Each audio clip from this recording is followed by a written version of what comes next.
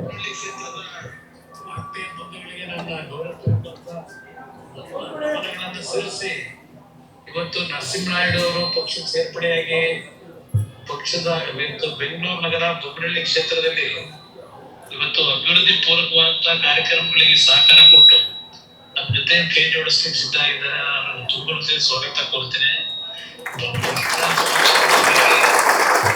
ನೀವೆಲ್ಲ ನೋಡ್ತಾ ಇದ್ದೀರಿ ಯಾವ ರೀತಿ ರಾಜಕಾರಣ.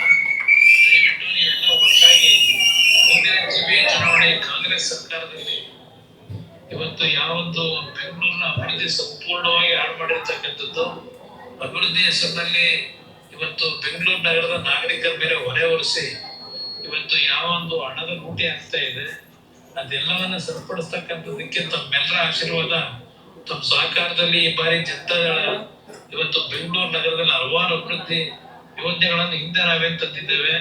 ಇವತ್ತು ಬೆಂಗಳೂರು ನಗರ ಸರಿಪಡಿಸ್ಲಿಕ್ಕೆ ಯಾರು ಸೂಕ್ತರು ಅಂತಕ್ಕಂಥದ್ದನ್ನ ಜನತೆಯ ಮನಸ್ಸಿಗೆ ತಾವು ತರ್ತಕ್ಕಂಥ ನಿಟ್ಟಲ್ಲಿ ನಿಮ್ ಶ್ರಮ ಹಾಕಿದ್ರೆ ಈ ಬಾರಿ ಜನತೆಗಳನ್ನು ಕೈ ಹಿಡಿತಾರೆ.